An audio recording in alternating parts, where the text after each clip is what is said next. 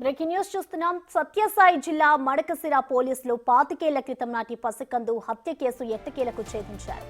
1998 October 2న పసికందు హత్య జరగగా అదే నెల 18న తల్లి ఫిర్యాదు చేసింది. కేసు నమోదు చేసిన పోలీసులు విచారణకు దిగగా నిందితుడి జాడ దొరకలేదు.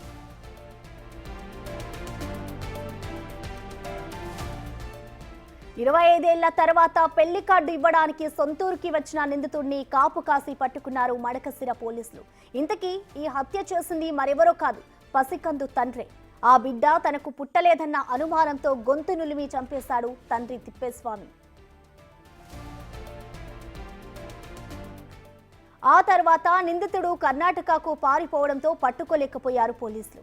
25 ఏళ్లుగా మారు పేరుతో కర్ణాటక హసన్లో దాక్కున్న నిందితుడు ఇన్నాళ్లకు సొంతూరు రావడంతో పోలీసుల చేతికి చిక్కాడు. ఇటీవల లాంగ్ పెండింగ్ కేసుల కూపీ లాగుతున్న పోలీసుల యత్నం ఫలించడంతో నిందితుడు దొరికినట్టు చెప్తున్నారు అధికారులు.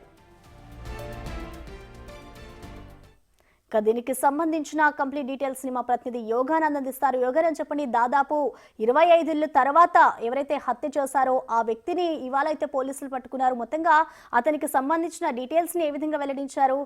అప్డేట్స్ ఏంటి యోగానంద్? రైట్ ప్రసన్న, పోలీసులు అనుకుంటే ఏదైనా సాధిస్తారు అన్నదానికి ప్రత్యక్ష ఉదాహరణ ఈ మడకసిర కేసు.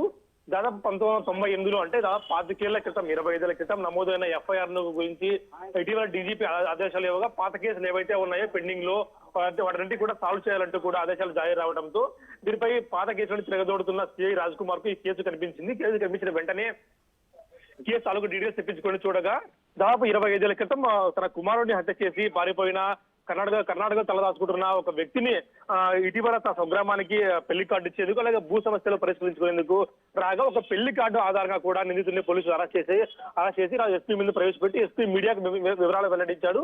దాదాపుగా 25 ఏళ్ల క్రితం తనకు కుమారుడు పుట్టలేదు అన్న భార్య మీద అనుమానంతో ఆ కుమారుడిని హత్య చేసి ఆ తర్వాత పూడ్చిపెట్టి పారిపోయాడు హసన్లోకి వెళ్ళిన తర్వాత మారు పేరుతో ఆ కృష్ణగౌడ్గా పేరు మార్చుకొని తిప్పేస్వామి కాస్త కృష్ణగౌడ్గా పేరు మార్చుకొని 25 ఏళ్ల తర్వాత సొంత ఊరికి రావడంతో తన రెండో భార్య కూతురు పెళ్లి కార్డు ఇచ్చేందుకు గ్రామంలోకి అడుగు పెట్టిన వెంటనే పోలీసులు సమాచారం అందుకున్న వెంటనే పోలీసులు సంఘటన స్థలానికి నిందితుడిని ప్రశ్నించగా ఆ నిందితుడిని గుర్తుపట్టారు. తన మాజీ భార్య తన చెల్లెలు కూడా గుర్తుపట్టి ఇదనే మా అన్నని పెట్టడంతో పోలీసులు వెంటనే నిందితుడు అదుపులోకి తీసుకుని తన పూడ్చిపెట్టిన స్థలం దగ్గర తీసుకెళ్లి ఆనవాళ్లు గుర్తించారు. అలాగే అప్పుడు ఏవైతే ఎఫ్ఐఆర్ కాపీ నమోదైందో ఆ కాపీలో ఉన్న ఆనవాళ్లు కూడా గుర్తించి ఇతనే తిప్పేస్వామి అన్న పోలీసులు క్లారిటీ రావడంతో వెనువెంటనే జిల్లా ఎస్పీ కార్యాలయం సమాచారం ఇచ్చారు. అక్కడి నుంచి ఎస్పీ ఆదేశాలతో ప్రెస్ మీట్ నిర్వహించి ఇలా లాంగ్ పెండింగ్ కేసులు ఏవైతే ఉన్నాయో అవన్నీ కూడా చేయించాలంటూ కూడా ఆదేశాలు జారీ నిమిత్తం ఆ కేసును పట్టుకున్నారు. ఈ కేసును చేయించినందుకు పోలీసులు డీజీపీ కూడా అభినందించారు. ప్రసన్న,